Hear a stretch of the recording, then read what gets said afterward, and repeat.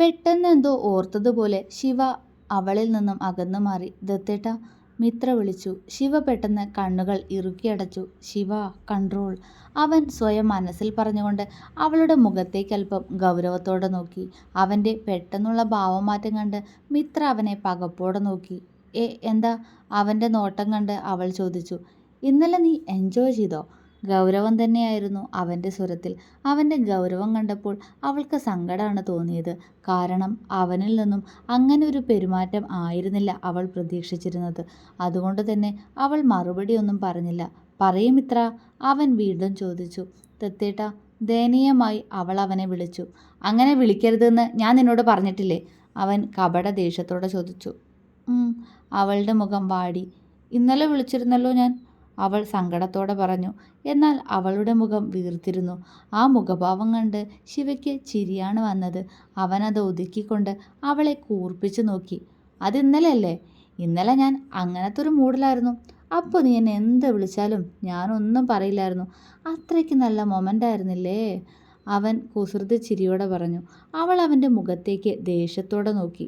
എന്താടി? അവളുടെ ദേഷ്യം നിറഞ്ഞ മുഖം കണ്ടതും അവൻ കുസൃതിയോടെ ചോദിച്ചു. എന്നെ ഇന്നലെ അപ്പോൾ ശ്രീന്ന് വിളിച്ചതോ? അവളുടെ വാക്കുകളിൽ പരിഭവം നിറഞ്ഞിരുന്നു. അവൻ പ്രണയത്തോടെ അവളെ നോക്കി. ഞാൻ പറഞ്ഞില്ലേ മിത്ര, ഇന്നലത്തെ ആ ഒരു ഫീലിൽ. അപ്പോൾ നീ എന്നെ ദത്തേട്ടാന്ന് വിളിച്ചപ്പോൾ ഞാൻ നിന്നെ ശ്രീന്ന് വിളിച്ചു കാണും, അത്രേ ഉള്ളൂ, അവൻ പുച്ഛത്തോടെ പറഞ്ഞു. പക്ഷേ അവളെ നോക്കുന്ന അവൻ്റെ കണ്ണുകളിൽ പ്രണയമായിരുന്നു. അവൾക്ക് കരച്ചിൽ വരുന്നുണ്ടായിരുന്നു അവൻ്റെ സംസാരം കേട്ടിട്ട്. ഇന്നലെ ശിവേട്ടൻ തോറ്റുപോയല്ലോ എൻ്റെ മുന്നിൽ, അവൾ കണ്ണുകൾ നിറച്ചുകൊണ്ട് വാശിയോടെ അവനോട് പറഞ്ഞു. അവളുടെ വാക്കുകളിൽ ശിവയുടെ മുഖം വിളറി വെളുത്തുപോയി. ഈശ്വര, എന്തു പറയും ഞാൻ ഈ പെണ്ണിനോട്, അവൻ മനസ്സിൽ ചിന്തിച്ചു. അവൾ ആകാംക്ഷയോടെ അവൻ്റെ മുഖത്തേക്ക് തന്നെ ഉറ്റുനോക്കിയിരുന്നു. അവൻ അവളുടെ മുഖത്തേക്ക് നോക്കി. ആര് പറഞ്ഞു ഞാൻ തോറ്റുപോയെന്ന്?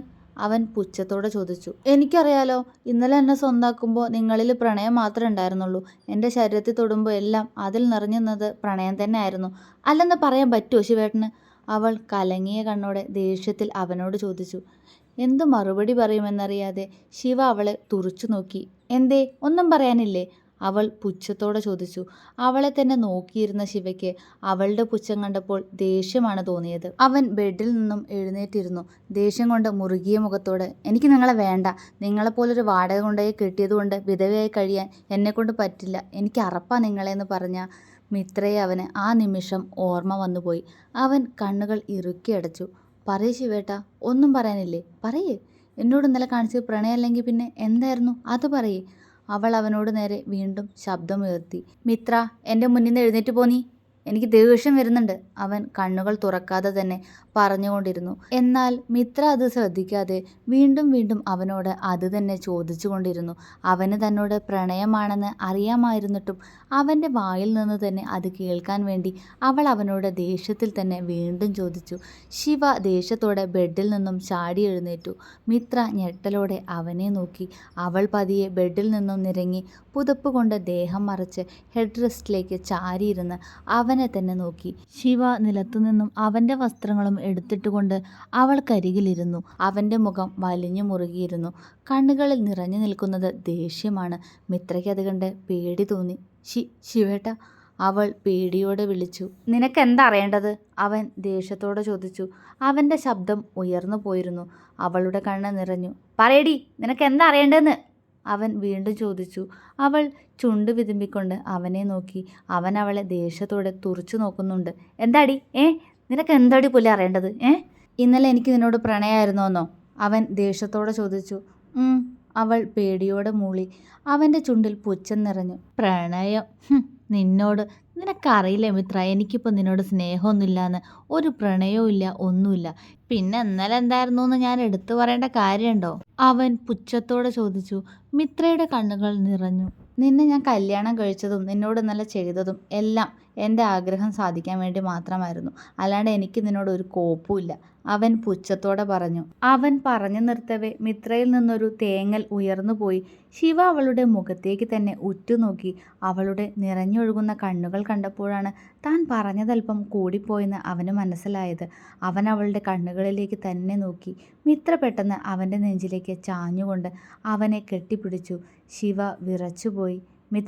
മിത്ര മാറിക്കേ, അവൻ പതർച്ചയോടെ പറഞ്ഞു. എന്തിനാ ശിവേട്ട ഇങ്ങനെ കള്ളം പറയുന്നത്? അവൾ അങ്ങനെ തന്നെ ഇരുന്ന് തേങ്ങിക്കൊണ്ട് അവനോട് ചോദിച്ചു. ശിവ മറുപടി പറഞ്ഞില്ല. എന്നെ ഇങ്ങനെ ഓരോന്ന് പറഞ്ഞ് വിഷമിപ്പിച്ചിട്ട് അവസാനം ശിവേട്ടൻ തന്നെ സങ്കടപ്പെടും. അവളുടെ വാക്കുകൾ കേട്ട് നിറഞ്ഞ കണ്ണുകൾ അവളിൽ നിന്നും മറയ്ക്കാനായി അവൻ മുഖം തിരിച്ചു വെച്ചു.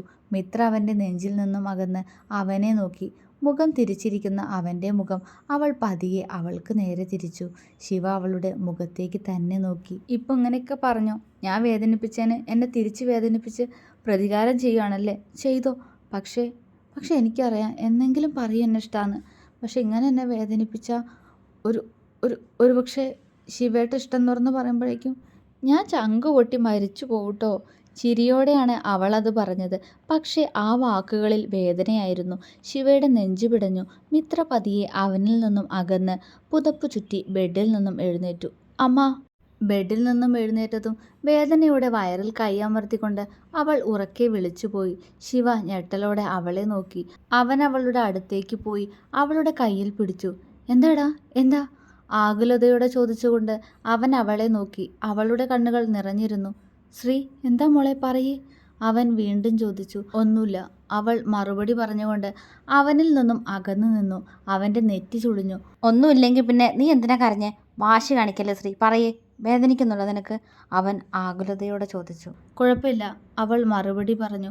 അവളുടെ മറുപടിയിൽ ശിവയ്ക്ക് ദേഷ്യമാണ് തോന്നിയത്. ശ്രീ, എന്നെ വെറുതെ ദേഷ്യം പിടിപ്പിക്കരുത്. എന്താന്ന് വെച്ചാൽ എന്നോട് പറഞ്ഞാലേ എനിക്കറിയൂ. അവൻ്റെ ശബ്ദം ഉയർന്നു പോയിരുന്നു. പെട്ടെന്ന് എണീറ്റപ്പോൾ ചെറുതായിട്ട് വയറൊന്ന് വേനിച്ചു, അത്രേ ഉള്ളൂ. സാരില്ല, അത് ഞാൻ സഹിച്ചോളാം, അവൾ പറഞ്ഞു. അവൻ്റെ മുഖം മങ്ങി. നല്ലോണം വേദന ഉണ്ട് ശ്രീ? അവൻ അലിവോടെ ചോദിച്ചു. എന്നെ നീ ശിവേട്ട ശ്രീന്ന് വിളിക്കണ്ട, എനിക്കത് കേൾക്കണ്ട, അവൾ പെട്ടെന്ന് പറഞ്ഞു. ശിവ അവളെ മിഴിച്ചു നോക്കി. പെട്ടെന്ന് അവൻ്റെ ചുണ്ട് കൂർത്തു വന്നു. ഞാൻ വിളിക്കും. അവൻ്റെ മുഖം പെട്ടെന്ന് വീർത്തുപോയി. അവൾ ആ വീർത്ത മുഖത്തേക്ക് തന്നെ നോക്കി, കണ്ണിലൊളിപ്പിച്ച കുസൃതിയോട്. വിളിക്കണ്ട, എനിക്കിഷ്ടല്ല. എന്നെ മിത്രാന്ന് തന്നെ വിളിച്ചാൽ മതി. മിത്രാന്ന് വിളിക്കുമ്പോൾ ആ പേരൊരു അകൽച്ചുണ്ട്. ശ്രീന്ന് വിളിക്കുമ്പോൾ ഒരു അടുപ്പം തോന്നിപ്പോവും. ശിവേട്ടൻ എന്നോട് പ്രണയമൊന്നുമില്ലല്ലോ. അപ്പം ഇനി ശിവേട്ടനെ ശ്രീന്ന് വിളിക്കണ്ട, അവൾ പുച്ഛത്തോടെ പറഞ്ഞു. ഞെട്ടലോടെ ശിവ അവളെ മിഴിച്ചു നോക്കി. അവൾക്കുള്ളിലും വാശി നിറഞ്ഞിരുന്നു. ആ നിമിഷം മുതൽ എനിക്ക് തോന്നുമ്പോഴല്ല നിന്നെ ശ്രീന്ന് തന്നെ വിളിക്കും. അവളുടെ വാശി കണ്ടതും അതിനേക്കാൾ വാശിയോടെ അവൻ പറഞ്ഞു. വിളിച്ചോ, ശിവേട്ട ഇഷ്ടമുള്ളത് വിളിച്ചോ. വിളി കേൾക്കണോ വേണ്ടെന്ന് ഞാനല്ല തീരുമാനിക്കേണ്ടത്, അവൾ പുച്ഛത്തോടെ പറഞ്ഞു. ശിവ ദേഷ്യത്തോടെ അവളെ നോക്കി. നീ എന്താ എന്നോട് മത്സരിക്കുകയാണോ? അവൻ അവൾക്ക് നേരെ ശബ്ദമുയർത്തി. അവൻ്റെ ശബ്ദമുയർന്നതും അവൾക്ക് പേടി തോന്നിയെങ്കിലും അവളത് പുറത്ത് കാണിക്കാതെ അവനെ പുച്ഛിച്ച് കാണിച്ചു. ഞാൻ ആരോടും ഒരു മത്സരത്തിനുമില്ല. മിത്ര വെറുതെ വിട്ടേക്ക് ശിവേട്ടാ. ഇനി എന്നോട് ശിവേട്ടൻ ആവശ്യമില്ലാതെ സംസാരിക്കണ്ട. ഞാനും സംസാരിക്കില്ല, അവൾ ദേഷ്യം കലർന്ന ശബ്ദത്തിൽ പറഞ്ഞു. ശിവയ്ക്ക് അവളുടെ വായിൽ നിന്നും വരുന്ന വാക്കുകൾ കേട്ട് ഉള്ളിൽ വേദന തോന്നുന്നുണ്ടായിരുന്നു. പക്ഷേ അപ്പോഴും അവൻ പുറമെ ഗൗരവത്തിൻ്റെ മുഖം മൂടി അണിഞ്ഞു. അവൻ പെട്ടെന്ന് അവളുടെ ഇടുപ്പിലൂടെ കൈയിട്ട് അവളെ അവൻ്റെ അടുത്തേക്ക് ചേർത്തു പിടിച്ചു. മിത്ര പകപ്പോടെ അവൻ്റെ മുഖത്തേക്ക് നോക്കി. അവൻ അവളെ നോക്കി ദേഷ്യത്തോടെ പല്ലുകൾ കടിച്ചു. ഇത്തവണ അവൻ്റെ വന്യമായ മുഖം കണ്ട് മിത്രയുടെ കണ്ണുകൾ നിറഞ്ഞു. അവൾ സങ്കടത്തോടെ തല താഴ്ത്താൻ തുടങ്ങുമ്പോഴേക്കും ശിവ അവളുടെ മുഖം പിടിച്ചുയർത്തിയിരുന്നു. അവൾ പേടിയോടെ അവനെ നോക്കി. നീ ആരോടാണ് സംസാരിക്കുന്നത്? എന്താണ് സംസാരിക്കുന്നതെന്ന് ബോധം നിനക്ക് വേണം മിത്ര. എൻ്റെ നേരെ ഇങ്ങനെ സംസാരിക്കാൻ എനിക്ക് ധൈര്യമായോ നിനക്ക്? അവനിൽ പുച്ഛം. ഞാൻ കാര്യം പറഞ്ഞിട്ടുള്ളൂ, വിറയലോടെയെങ്കിലും അവൾ അവനോട് പറഞ്ഞു. എന്ത് കാര്യം? എന്താടി കാര്യം? നീ കുറച്ചു മുന്നേ എന്താ പറഞ്ഞത്? ഞാൻ തന്ന വേദന നീ സഹിച്ചോളാന്നോ? പിന്നെന്താ? നിന്നെ ശ്രീന്ന് വിളിക്കരുതെന്നോ?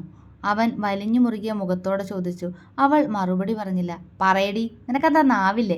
എൻ്റെ കയ്യിൽ നിന്ന് വർഷങ്ങൾക്ക് മുന്നേ ഈ കവിളി കിട്ടിയത് എൻ്റെ മോൾ ഇത്ര പെട്ടെന്ന് മറന്നോ? ഇനിയും അതുപോലൊന്ന് തന്നാലേ നിന്റെ നാവ് ഒതുങ്ങുന്നുണ്ടെങ്കിൽ ഞാൻ അതിനും മടിക്കില്ല, അവൻ ദേഷ്യത്തോടെ മുരണ്ടു. അവൾ കണ്ണുകൾ അമർത്തി തുടച്ചുകൊണ്ട് അവൻ്റെ മുഖത്തേക്ക് തുറിച്ചു നോക്കി. എന്താടി ഇങ്ങനെ നോക്കുന്നത്? അവൻ ചോദിച്ചു. ഞാൻ എന്താ അതിന് പറഞ്ഞത്? ശിവേട്ടൻ തന്നെയല്ലേ എന്നോട് പറഞ്ഞത് നിങ്ങൾക്ക് എന്നോടുള്ള പ്രണയം കൊണ്ടൊന്നല്ല നിങ്ങൾ എന്നെ കല്യാണം കഴിച്ചെന്നും പിന്നെ ഇന്നലെ അങ്ങനെയൊക്കെ നടന്നേന്നും. ആ ഒരു ഫീലിലാണെന്നല്ലേ? കാമം കൊണ്ടാണെന്നല്ലേ എപ്പോഴും പറയാറ്? അപ്പോൾ ഞാനത് വിശ്വസിച്ചിരുന്നില്ല. പക്ഷേ അത് തന്നെയാണ് സത്യം. എനിക്കിപ്പോൾ അത് മനസ്സിലായി. അപ്പോൾ ആ വേദന ഞാൻ സഹിക്കണ്ടേ? അവൾ കല്ലിച്ച മുഖത്തോടെ ചോദിച്ചു. അവൻ അവളുടെ മുഖത്തേക്ക് തന്നെ നോക്കി. അവളുടെ കണ്ണുകൾ നിറഞ്ഞിട്ടുണ്ട്. അത് കണ്ട് അവൻ്റെ മുഖം മങ്ങി. ഇങ്ങനെയൊന്നും ആയിരുന്നില്ല നമ്മൾ തമ്മിലുള്ള ജീവിതം ഞാൻ സ്വപ്നം കണ്ടിരുന്നത്. അവിടെ എന്നെ എല്ലാ അർത്ഥത്തിലും സ്വന്താക്കിയ എൻ്റെ ഭർത്താവ് എന്നെ സ്നേഹത്തോടെ ചേർത്ത് പിടിക്കുന്ന ഞാൻ പ്രതീക്ഷിച്ചു. നീ എൻ്റേത് മാത്രമാണെന്ന് പറയുന്നു കരുതി. പക്ഷേ ഇന്നും ഇന്നലെ കേട്ട അതേ വാക്കുകൾ. നിങ്ങൾക്ക് എന്നോട് ഇഷ്ടമില്ല. എല്ലാം എനിക്ക് മനസ്സിലായി. അതെ, അതുതന്നെയാ സത്യം. ഇന്നലെ ഇങ്ങനെയൊക്കെ നടന്നത് നിങ്ങളുടെ പ്രണയം കൊണ്ടാണെന്ന് കരുതിയത് എൻ്റെ തെറ്റ്, അവൾ കിതച്ചുകൊണ്ട് പറഞ്ഞു നിർത്തി. ശിവ ഞെട്ടലോടെ അവളെ നോക്കി. അവൻ്റെ കൈകൾ അവളുടെ ഇടുപ്പിൽ നിന്നും അയഞ്ഞു. അവൻ്റെ കണ്ണുകൾ കലങ്ങിയിരുന്നു. പെട്ടെന്ന് അവൻ്റെ മുഖത്തേക്ക് ദേഷ്യം ഇരച്ചു കയറി. അവൻ ദേഷ്യത്തോടെ അവളുടെ മുഖത്തേക്ക് നോക്കി. അവൻ്റെ നോട്ടം കണ്ട് മിത്രയ്ക്ക് ശരിക്കും പേടി തോന്നുന്നുണ്ടായിരുന്നു. ഇങ്ങനൊരു മുഖം അവനിൽ താൻ ആദ്യമായി കണ്ടത് അന്ന് ആ ചെറുപ്പക്കാരനെ കുത്തുന്ന സമയത്തായിരുന്നു എന്ന് അവളൊരു ഉൾക്കിടിലത്തോടെ തിരിച്ചറിഞ്ഞു. അവളുടെ തൊണ്ട വരണ്ടു. ശരീരത്തിൽ വിയർപ്പ് പ്രത്യക്ഷപ്പെട്ടു. ശിവേട്ട, അവൾ പേടിയോടെ അവനെ വിളിച്ചു. അവൻ കണ്ണിൽ കത്തുന്ന ദേഷ്യത്തോടെ അവളുടെ ഇടുപ്പിൽ പിടിച്ച് അവിടെ ഒന്ന് അമർത്തി. അവൾ വേദനയോടെ ഉയർന്നു പൊങ്ങിയപ്പോഴേക്കും മാറിൽ കുത്തിയ പുതപ്പിൻ്റെ കെട്ട് അഴിഞ്ഞു പോയിരുന്നു. ഞെട്ടലോടെ മിത്ര വേഗം ഒരു കൈകൊണ്ട് അത് കൂട്ടിപ്പിടിച്ചു. അവൾ പകപ്പോടെ ശിവയുടെ മുഖത്തേക്ക് നോക്കി. അത് കണ്ട് അവനൊന്ന് ചുണ്ടുപൊട്ടി. ആരെ കാണിക്കാനടി നീ ഇനിതെല്ലാം മറച്ചു പിടിക്കുന്നത്? ഇന്നലെ രാത്രി തൊട്ട് ഞാനിതൊക്കെ കാണേനല്ലേ? അവൻ പുച്ഛത്തോടെ ചോദിച്ചു. അവൻ്റെ വാക്കുകളിൽ അവൾ മിണ്ടാൻ പോലും മറന്ന് അവനെ നോക്കി നിന്നുപോയി. എന്താടി പുല്ല നീ ഇങ്ങനെ നോക്കുന്നത്? നീ എന്താ പറഞ്ഞേ? നിനക്കിപ്പോൾ എല്ലാം മനസ്സിലായെന്നോ? എന്ത് മനസ്സിലായി? അല്ലെങ്കിലും നിനക്ക് മനസ്സിലാകാതിരിക്കാൻ ശിവ ഒന്നും മറച്ചു വെച്ചിട്ടില്ല. ഞാൻ നിന്നോട് അന്നേ പറഞ്ഞതാ ശിവയ്ക്ക് നിന്നോടിപ്പോൾ പ്രണയമൊന്നുമില്ലെന്ന്. ഒരു സാഹചര്യം വന്നപ്പോൾ ഇന്നലെ അങ്ങനെയൊക്കെ ഉണ്ടായി. അതിനിപ്പോൾ കിടന്ന് മോങ്ങിയിട്ട് പിന്നെ എന്താ കാര്യം? ശിവ ദേഷ്യത്തോടെ അലറി. മിത്ര ഒന്നും മിണ്ടാതെ അവൻ്റെ മുഖത്തേക്ക് തന്നെ നോക്കി നിന്നു, കലങ്ങുന്ന കണ്ണുകളോടെ. അല്ലെങ്കിലും ഈ മനുഷ്യനോട് ഞാനിനി എന്താ പറയേണ്ടത്? സ്വന്തം മനസ്സിനെ പോലും ചതിച്ചുകൊണ്ടിരിക്കുകയാണ്, സ്വയം നുണ പറഞ്ഞുകൊണ്ട്. എന്നിട്ടും എന്നോട് വാശി കാണിക്കട്ടെ, ഇനിയും വാശി കാണിക്കട്ടെ, അവൾ ദേഷ്യത്തോടെ മനസ്സിൽ പറഞ്ഞു. അവളിൽ നിന്നും മറുപടി ഒന്നും കേൾക്കാഞ്ഞതും അവൻ അവളുടെ മുഖത്തേക്ക് കലിയോടെ നോക്കി. എന്താടി നിന്റെ നാവ് ഇറങ്ങിപ്പോയോ? അവൻ ഗൗരവത്തോടെ ചോദിച്ചു. ശിവേട്ടൻ പറഞ്ഞതെല്ലാം ഞാൻ സമ്മതിച്ചല്ലോ. എല്ലാം ഞാൻ സമ്മതിച്ചു. ഇനി ആളെ വിട് സാമി, അവൾ അവന് നേരെ കൈ കൂപ്പിക്കൊണ്ട് പറഞ്ഞു. അവൾ പതിയെ അലമാരയ്ക്കടുത്തേക്ക് നടന്നു. അതിൽ നിന്നും മാറാനുള്ള വസ്ത്രങ്ങളെടുത്ത് അവൾ ശിവയെ ഒന്ന് നോക്കി. ഇനിയും ശിവേട്ടന് വേണമെന്നുണ്ടെങ്കിൽ പറഞ്ഞാൽ മതി, ഇന്നലത്തെ പോലെ. അല്ല, ഏതായാലും പണത്തിന് പകരം വാങ്ങിയതല്ലേ എന്നെ, ആവശ്യമുണ്ടെങ്കിൽ ഉപയോഗിക്കാമല്ലോ. അവളൊരു പുച്ഛത്തോടെ പറയേ. അവൻ അവളെ ഞെട്ടലോടെ നോക്കുന്നുണ്ടായിരുന്നു. അവളത് ശ്രദ്ധിക്കാതെ ഡ്രസ്സുമായി ഡോറിനടുത്തേക്ക് നടന്നു. ദത്തേട്ടന് മാത്രമല്ല ദത്തേട്ട വാക്കുകൾ കൊണ്ട് ഇങ്ങനെ വേദനിപ്പിക്കാൻ കഴിയുന്നത്. ഇനി ദത്തേട്ടൻ്റെ സ്ത്രീ ഒന്ന് ശ്രമിച്ചു നോക്കട്ടെ, ആരാണ് വിജയിക്കാന്ന് നമുക്ക് നോക്കാം, അവൾ പുഞ്ചിരിയോടെ മനസ്സിൽ പറഞ്ഞുകൊണ്ട് അവനെ കടന്ന് ഡോറിൻ്റെ അടുത്തേക്ക് നടന്നു. നീ എങ്ങോട്ടാ? പുറകിൽ നിന്നും അവൻ്റെ ശബ്ദം. പക്ഷേ ആ ശബ്ദം ഇപ്പോൾ ശാന്തമായിരിക്കുന്നു. അവൻ പറഞ്ഞത് കേട്ടെങ്കിലും അവൾ മറുപടി ഒന്നും പറയാതെ ഡോർ തുറന്നു. മിത്ര, നിന്നോടാണ് ഞാൻ ചോദിച്ചത് എങ്ങോട്ടാണെന്ന്. ഇത്തവണ ആ ശബ്ദത്തിൽ എന്തോ ഒരു വ്യത്യാസം. എൻ്റെ പൊന്നു മിത്ര, ഇനിയും നീ മിണ്ടാതിരുന്ന നിന്നെ അങ്ങേര് ഭിത്തിയിലൊട്ടിക്കും. അതുകൊണ്ട് മിണ്ട് മിത്ര, മിണ്ട്, അവൾ സ്വയം അവളോട് തന്നെ പറഞ്ഞുകൊണ്ട് അവനെ തിരിഞ്ഞു നിന്ന് കൂർപ്പിച്ചു നോക്കി. എന്താ? അവളിൽ ഗൗരവം. നീ എങ്ങോട്ടാ? അവൻ്റെ ശബ്ദവും പരുഷമായിരുന്നു. ഞാൻ കുളിക്കാൻ, നേരെ ഒരുപാടായി, അവൾ താല്പര്യമില്ലാത്തതുപോലെ അവനോട് പറഞ്ഞു. ഈ കോലത്തിലോ? അവൻ അവളെ ആകെ മൊത്തം ഒന്ന് നോക്കിക്കൊണ്ട് മല്ലായ്മയോട് ചോദിച്ചു. അപ്പോഴാണ് അവളും അത് ഓർക്കുന്നത്. പുതപ്പ് മാത്രമാണ് അവളുടെ വേഷം. അപ്പുറത്ത് താമസക്കാരൊന്നുമില്ലെങ്കിലും മുന്നിൽ റോഡാണ്. ആരെങ്കിലും കണ്ടാൽ അയ്യോ. അവളുടെ മുഖത്ത് ടെൻഷൻ നിറഞ്ഞു. പക്ഷെ അവന് മുന്നിൽ തോറ്റു കൊടുക്കാൻ അവൾക്ക് എന്തുകൊണ്ടോ തോന്നിയില്ല. അവൾ അവനെ ദേഷ്യത്തോടെ നോക്കി. അതിനിപ്പോൾ എന്താ ഈ വേഷത്തിൻ്റെ ഇത്ര കുഴപ്പം? അതുമല്ല, എൻ്റെ ഡ്രസ്സ് ഇന്നലെ പുറത്തെ ബാത്റൂമിൽ നിന്ന് എടുത്തിട്ടില്ലല്ലോ. ശിവേട്ടൻ അതെടുത്ത് വെള്ളത്തിലിട്ടില്ലേ? ഈ ഡ്രസ്സ് ഇട്ടിട്ട് പുറത്തേക്ക് പോകാനും പറ്റില്ല, മേലാകെ വേർതിരിക്കുക, അവൾ പറഞ്ഞുകൊണ്ട് മുന്നോട്ട് നടക്കാനൊരുങ്ങിയതും പെട്ടെന്ന് ശിവയുടെ കൈകൾ അവളുടെ വലതു കൈയിൽ മുറുകി. മിത്ര സംശയത്തോടെ അവൻ്റെ മുഖത്തേക്ക് നോക്കി. നീ പുറത്ത് പോണ്ട ഈ കോലത്തിൽ? ഇവിടുത്തെ ബാത്റൂം യൂസ് ചെയ്തോ? അവൻ അവളുടെ മുഖത്തേക്ക് നോക്കി പതർച്ചയോടെയെങ്കിലും ഒരു പുഞ്ചിരിയോടെ പറഞ്ഞു. മിത്രയുടെ വാ പൊളിഞ്ഞു. എന്താ? അവൾ സംശയത്തോടെ വീണ്ടും ചോദിച്ചു. അവൻ്റെ ചുണ്ടു കൂർത്തു. നിനക്കെന്താ ചെവി കേട്ടൂടെ? എൻ്റെ ബാത്റൂം യൂസ് ചെയ്തോ? ഈ കോലത്തിൽ ഇനി പുറത്തേക്ക് പോകണ്ട. അതുമാത്രമല്ല, പുറത്തെ ബാത്റൂമിൽ ഇനി വല്ല പാറ്റയെയും പല്ലിയും കണ്ട് നിലവിളിക്കാൻ നിൽക്കണ്ട. അതുകൊണ്ട് അവൻ പറഞ്ഞു പൂർത്തിയാക്കും മുന്നേ അവൾ ഇടയ്ക്ക് കയറി ചോദിച്ചു. അവൻ്റെ മുഖത്ത് ഒരു വല്ലായ്മ പോലെ, എന്തോ പറയാൻ ബുദ്ധിമുട്ടുള്ള പോലെ. അത് നീ ഇനി അകത്തെ ബാത്റൂം യൂസ് ചെയ്താൽ മതി, പുറത്തെ ബാത്റൂമിൽ പോകണ്ട, അവൻ പറഞ്ഞു. മിത്രയ്ക്ക് ഒന്ന് തുള്ളിച്ചാടാൻ തോന്നിപ്പോയി. അവൻ്റെ വല്ലായ്മ നിറഞ്ഞ മുഖത്തേക്ക് നോക്കുന്തോറും അവൾക്ക് ചിരി വന്നുപോയി. അവൾ ചുണ്ടുകൾ കടിച്ചു പിടിച്ചുകൊണ്ട് ചിരി അടക്കി. എൻ്റെ ദേവി, എൻ്റെ റൗഡി ഇപ്പോൾ തന്നെ എൻ്റെ മുന്നിൽ ഇങ്ങനെ തോറ്റു തരികയാണോ?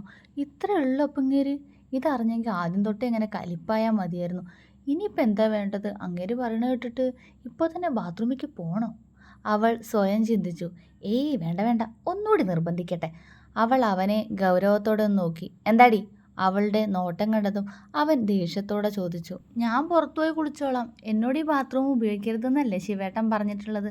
അവിടെ എനിക്ക് അയിത്തം കൽപ്പിച്ചേക്കല്ലേ, അതുകൊണ്ട് ഞാൻ പുറത്തുതന്നെ പോയി കുളിച്ചോളാമേ. അവൾ അവനെ നോക്കി പുച്ഛത്തോടെ പറഞ്ഞുകൊണ്ട് വാതിൽ തുറന്ന് പുറത്തേക്ക് പോവാതെ അങ്ങനെ തന്നെ മുന്നോട്ട് നോക്കി നിന്നു. ഈശ്വര, ജാടയിട്ടത് കൂടിപ്പോയോ? അങ്ങനെ പുറകിന്ന് വിളിക്കണില്ലല്ലോ, വിളിക്കു മനുഷ്യ, അവൾ ദയനീയമായി സ്വയം പറഞ്ഞുകൊണ്ടിരുന്നു. പക്ഷേ അവൻ്റെ ഭാഗത്തു നിന്നും അനക്കമൊന്നും കേട്ടിരുന്നില്ല. നിനക്ക് അങ്ങനെ തന്നെ വേണം മിത്ര, അങ്ങേര് പറഞ്ഞപ്പോൾ എന്താ അവളൊരു ജാട, ഇനി പുറത്തന്നെ പോയി കുളിക്ക്, അവൾ സ്വയം ദേഷ്യത്തോടെ പറഞ്ഞുകൊണ്ട് ഒന്ന് നിശ്വസിച്ച് മുന്നോട്ട് നടന്നതും പെട്ടെന്ന് അവൾ മുകളിലേക്ക് ഉയർന്നു പോയിരുന്നു. അമ്മാ! പേടിയോടെ മിത്ര കണ്ണുകളടച്ച് ഉറക്കെ വിളിച്ചുപോയി. അവളുടെ കയ്യിലുള്ള വസ്ത്രങ്ങൾ താഴെ വീണു. ആരോ തന്നെ എടുത്തുയർത്തിയതാണെന്ന് മനസ്സിലായതും പതിയെ അവൾ കണ്ണു തുറന്ന് അവൻ്റെ മുഖത്തേക്ക് നോക്കി. അവളുടെ കൈകൾ അവൻ്റെ തോളിൽ അമർന്നിരുന്നു. ശിവ ഒരു കൈകൊണ്ട് ബാത്റൂം ഡോർ തുറന്ന് അവളെ അവിടെ നിർത്തി. അവൾ അവനെ വായും തുറന്നു നോക്കി. അവനൊന്നും മിണ്ടാതെ നിലത്ത് വീണുപോയ അവളുടെ വസ്ത്രങ്ങളെടുത്ത് ബാത്റൂമിലേക്ക് കയറി അവിടെയുള്ള ഹാങ്ങറിൽ തൂക്കി അവളെ ഒന്ന് കൂർപ്പിച്ചു നോക്കി. അവൾ അപ്പോഴും വാ അതുപോലെ തന്നെ തുറന്നു വെച്ചിരിക്കുകയായിരുന്നു. എന്താടി?